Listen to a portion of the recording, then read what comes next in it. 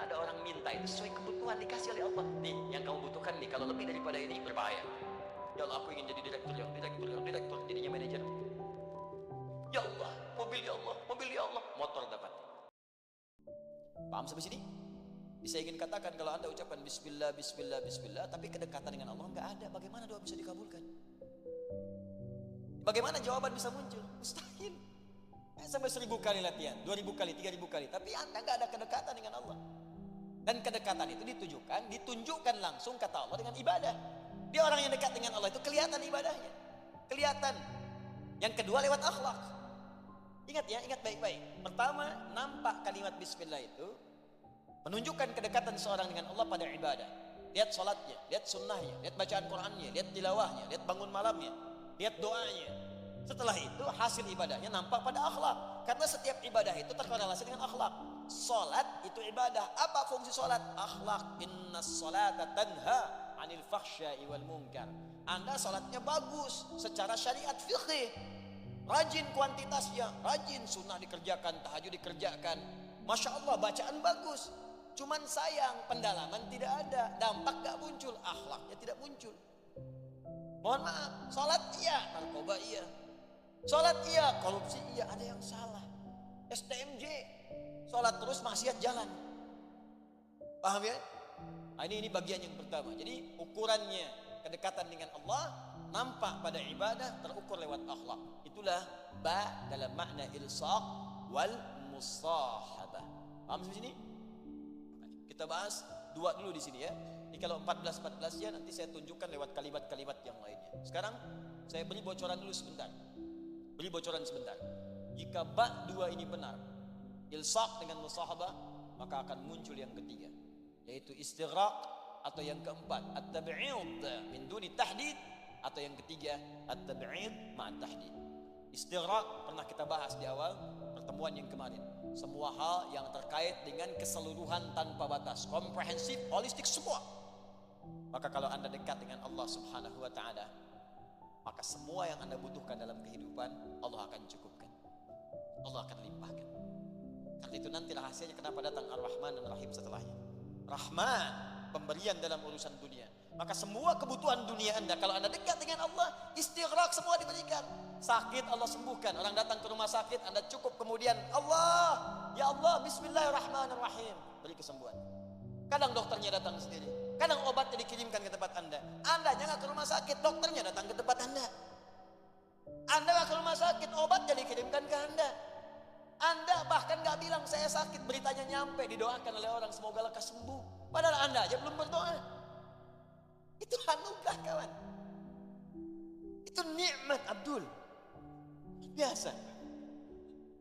Ya. Itu anugerah. Kenapa Anda tidak berharap mendapatkan itu semua? Belum berangkat sudah ada gitu. Mau beli nasi goreng, Masya Allah. Mau berangkat, tukangnya datang sendiri. Nasi goreng. Mau bayar, kawan datang. Akhi mau apa nasi goreng? Udah, antum makan aja. Urusan bayar aneh. Masya Allah. Wah, kan dibuka, mana dompetnya? Tadi sih emang iya, cuman ketinggalan dompetnya.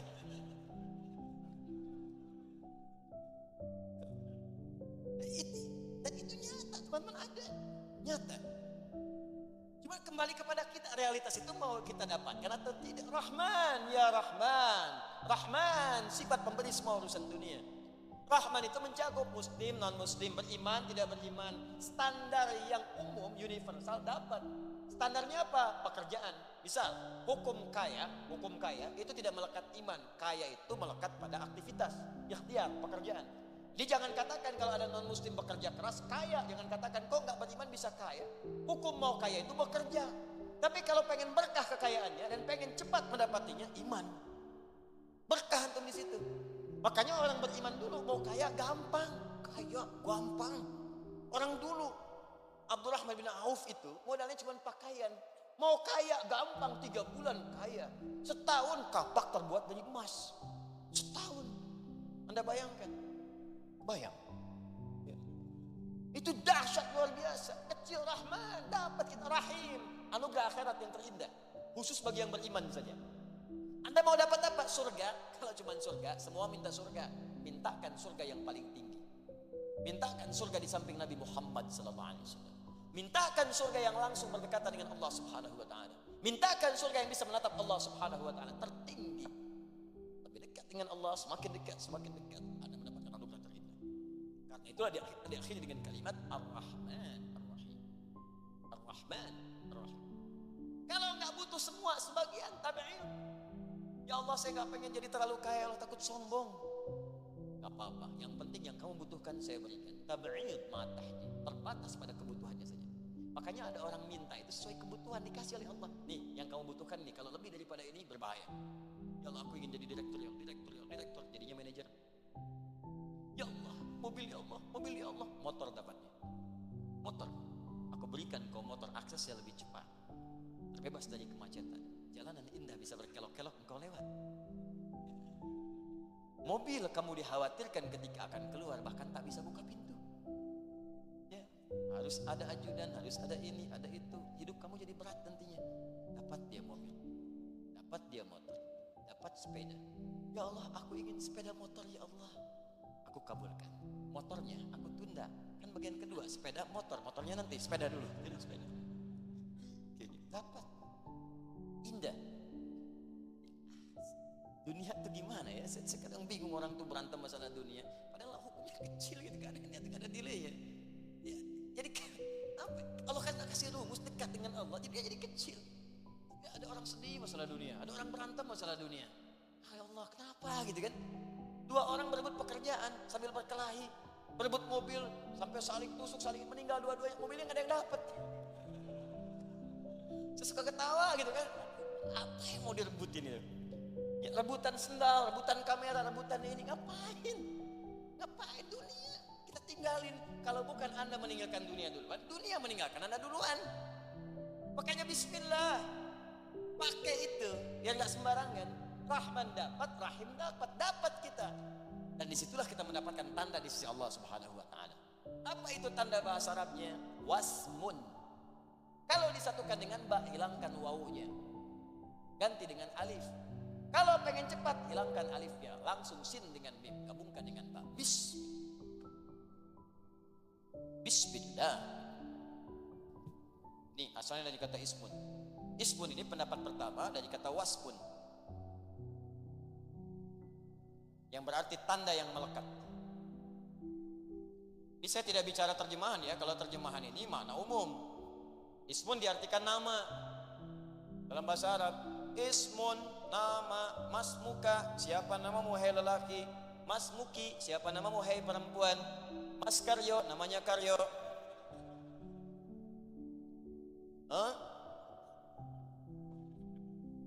Plus ismun, nama.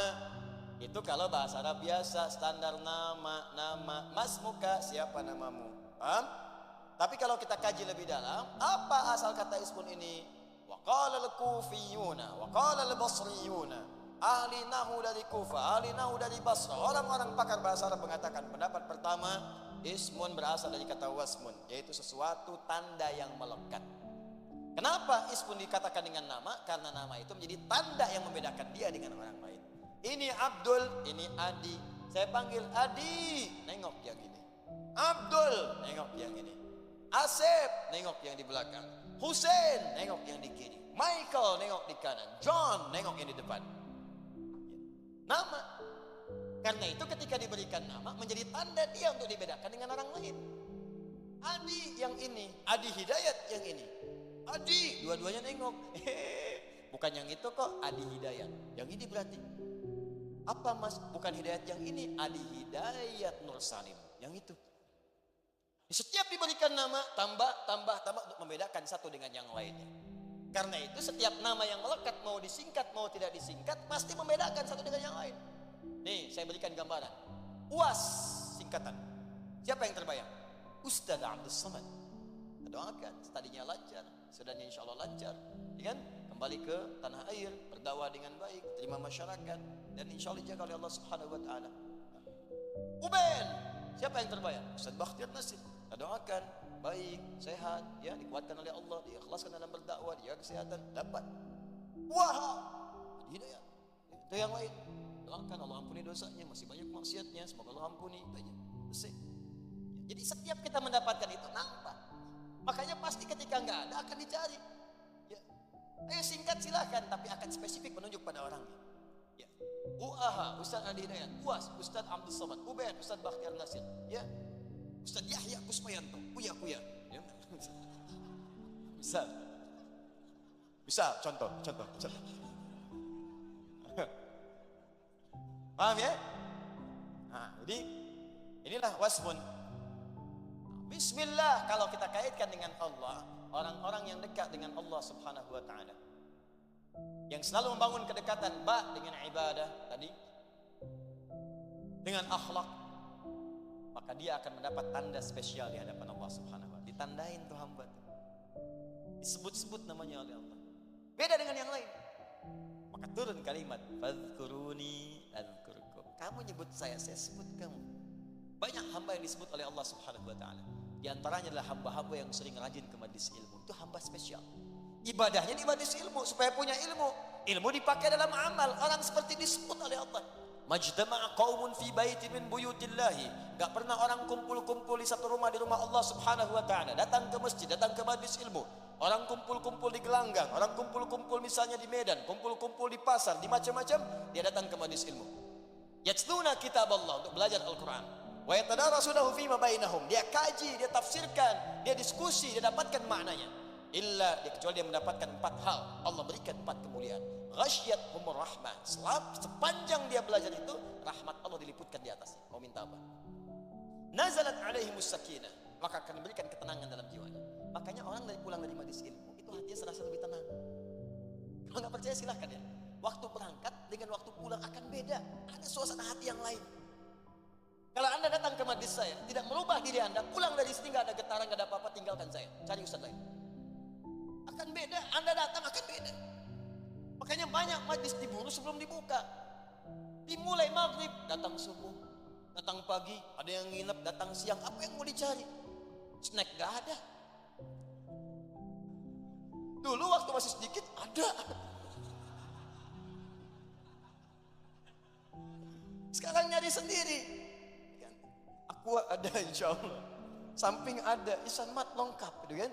Ada, tapi apa yang mau didapatkan? Ada kenikmatan gitu kan. Ada ketenangan yang kita raih. Ada hamba-hamba spesial.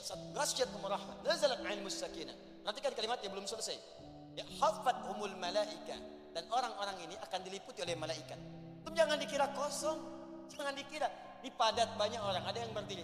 Siapa duga dan siapa sangka di samping dia malaikat berdiri. Di samping dia malaikat duduk, nggak ada yang tahu. Bukankah malaikat diberi keistimewaan untuk menyamar? Menjadi laki-laki bertemu dengan Nabi, datang. Ada lagi yang tak nampak di sampingnya. Dan banyak sifat malaikat itu gaib. Kenapa gaib? Karena kalau tampak belum tentu untuk bisa tenang.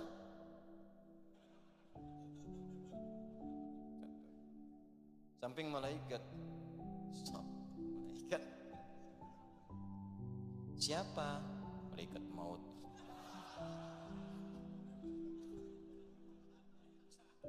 Saya waktunya sebentar lagi enggak. Tenang aja, saya mau ke Abdul kok. Contoh tuh. Bisa. Jadi begitu. Ya. Nah, ini teman-teman sekalian, itu yang keempat belum selesai. Wa dzakarahumullahu fi man 'inda. Wa dzakarahumullahu fi man 'inda. Dan orang yang ikut taklim itu disebut-sebut langsung oleh ditandai. Disebut-sebut di sekitar makhluk yang ada di arsy. Si fulan, lihat si fulan, ya malaikat lihat si fulan, perhatikan si fulan. Ya malaikat, orang-orang datang nostalgia, orang-orang datang ya malaikat. Ada yang pergi ke puncak, ada yang ke Lembang, ada yang macam-macam. Ya malaikat catat dia spesial. Majlis ilmu. Ada yang istighfar sebelum subuh spesial, disebut langsung oleh Allah. Istighfar. Ada yang sedekah, rahasia spesial. Ada yang ahli Quran, lebih spesial ahli Quran. Lebih spesial. Bahkan disebut oleh Nabi langsung kalimatnya, Ahlul Quran, ahlullahi wa khasah. Ahlul Quran, orang yang sangat dekat dengan Allah dan diberikan kekhususan langsung oleh Allah Subhanahu wa taala. Jika benar menjadi ahli Quran dia. Karena ada 3 jenis ahli Quran. 1, orang zalim dengan Qurannya, hafal Quran tapi bermaksiat dengan Qurannya. Yang kedua, muqtasid, cukup untuk dirinya sendiri, belum bisa berbagi. Yang ketiga, sabiqum bil khairati biidznillah. Ahli Quran yang mengamalkan isi Qurannya penuh dengan nilai-nilai kebaikan. Jadi Quran surah ke-35 ayat ke-32. Kalau benar, langsung turun rahmat Allah, disebut-sebut oleh Allah. Wasbir. Sebut namanya. Dekat dengan Allah Subhanahu wa taala. Ada tanda di sisi Allah Subhanahu wa taala. Ini bukan sekedar bismillah dengan nama Allah. Ketika Anda menyebut Allah dengan namanya, Anda diberi tanda oleh Allah Subhanahu wa taala. Anda mau kerja, bismillahirrahmanirrahim, menyebut nama Allah, ditandai oleh Allah. Jaga dari perbuatan maksiat. Jangan dituliskan hal maksiat di komputer dia. Bisikan di hatinya. Ya. Begitu dibisikkan, diberikan petunjuk, burhan. Burhan Rabbi, laula ara burhan Rabbi. Lihat ada burhan dalam jiwanya. Jangan kerjakan ini. Ini bahaya. Bagaimana kalau kamu wafat? Pindah. Tinggalkan maksiat. Masya Allah, indah. Kalau hidup begitu, demi Allah saya katakan nyaman, enak. Nah, yang terakhir, ismun itu juga bisa berarti dari kata sumu. Sumuwun, sesuatu yang tinggi, tinggi terangkat. Sumu. Sumuwun, sesuatu yang tinggi terangkat. Sesuatu yang tinggi terangkat. Oh, ini agak dalam ya kajiannya. Kalau ngaji biasa mungkin nggak dapat gitu. Ya, mungkin dapatnya nahwunya huruf jar aja. Baun harfu jar min ilaan ala fi rubaba kaflam, huruf jar yang menjadikan kalimat setelahnya harakatnya kasroh, jar diturunkan ke bawah, bi jadi i, bismi harakatnya i, nggak ada bismu, nggak ada bisma, pasti i, ya billahi jadi i. Itu hanya hukum nahwu. Tapi kalau kita ngaji tafsirnya, maka mesti dibawa buku-buku seperti ini, kitab-kitab ini, supaya dapat kita lengkap. Sumuwun, sesuatu yang tinggi. Orang-orang yang ditandai oleh Allah maka akan diangkat derajatnya tinggi di sisi Allah Subhanahu wa taala. Jelas? Orang-orang dekat dengan Allah, merasa dekat dengan Allah, ibadah kepada Allah, akhlaknya mulia, maka ditandai oleh Allah dan diangkat derajat di sisi Allah Subhanahu wa taala. Persis seperti orang beriman, amal soleh diangkat derajat. Orang menuntut ilmu karena Allah diangkat derajat, ditandai oleh Allah. Tadi hadisnya saya bacakan. Maka turun Quran surah 58 ayat 11. Yarfa'illahu alladhina amanu minkum walladhina utul ilma darajat. Allah akan angkat orang beriman di antara kalian dan orang yang diberikan pengetahuan. Naik. Ini jarang kita dapatkan teman-teman sekalian, ya, gambaran-gambaran semacam ini. Maka berlindunglah kepada Allah yang maha tinggi supaya kita ditandai dan diangkat derajat kita oleh Allah Subhanahu wa taala. Ya, karena itu coba setiap baca bismillahirrahmanirrahim hadirkan makna ini. Hadirkan. Allah sedang mengawasi saya. Kalau salat malu kalau diawasi bacaan gak bagus. Katanya di hadapan Allah, katanya diawasi, masa bacaan jelek? Mau sampai kapan bacaan kita belepotan dalam salat? Udah bertahun-tahun, ribuan kali ruku sujud, apa enggak ada episode sholat kita yang bagus bacaannya? Bukan cuma sudes aja yang bagus, ya, saya juga sudus akan lebih bagus. Belajar yang bagus. Bukan cuma si fulan saja yang bagus, saya pun akan lebih baik lagi. Bukan cuma si fulan aja yang suaranya indah, saya pun insya Allah bisa indah. Belajar supaya nggak malu saat menghadap pada Allah. Anda menghadapan dengan bos di kantor, kata-kata ditata-tata. Saya kalau naik pesawat tuh kalimatnya dia eja-eja gitu kan. Pak, teh apa kopi? Maaf, saya mau istirahat saja. Tapi saya rasakan apakah di rumah tangganya seperti itu juga? Coba saya tanya pramugari saat Anda di pesawat. Anda menghadapi orang-orang yang bukan mahram Anda. Itu orang asing. Apa hanya karena bayar kemudian Anda perlakukan istimewa dengan mengatakan kalimat lembut? Pak, teh ataukah kopi? Ya, chicken or fish? Masalah ayam ataukah ikan? Saya pengen tahu kalau di rumah begitu enggak gitu sama suaminya. Pak, teh apa kopi? Ikan apa ayam, Pak? Emang ada? Enggak, tempe. Bisa enggak begitu gitu? Bisa enggak? Hah? Gitu ya. Allahu Akbar. Cobalah gitu ya. Coba hadirkan makna-makna. Rasakan Allah mengawasi kita. Tidak salah profesionalitas pekerjaan harus begitu. Harus begitu memang karena tuntutan pekerjaan, profesionalitas harus dilakukan. Cuma maksud saya, ketika Anda di hadapan manusia bisa begitu, kenapa di hadapan Allah tidak lebih baik? Ya, bismillahirrahmanirrahim. Ya, baca yang bagus. Ini hak kecil jadi hak besar. Panjang jadi pendek, pendek jadi panjang. Pantesan kalau minta cepat jadi lambat. Ya, minta lambat jadi nggak datang, ya. Paham ya? Sekarang yang terakhir, kenapa di sini menggunakan kalimat Allah terlebih dahulu? Padahal bisa dikatakan, bisa di luar bacaan ini bisa kita berkata Bismillahirrahmanirrahim. Karena kalimat Ar-Rahman itu bisa digunakan ketika tidak menyebut kalimat Allah. Dalil yang Quran surah 17 ayat 110. Qulid Allah awid Ar-Rahman. Sebut nama Allah atau sebut Ar-Rahman. Di sini kenapa Allahnya dimunculkan? Bismillah, kemudian Ar-Rahman dan Ar-Rahim. Apa rahasia di balik kalimat Allah ini puncaknya? Dan itu yang kita bahas di pekan depan nanti insya Allah. Karena ini butuh kajian dan waktu yang khusus. Kita akan bahas di pertemuan berikutnya insya Allah rahasia di balik kalimat Allah.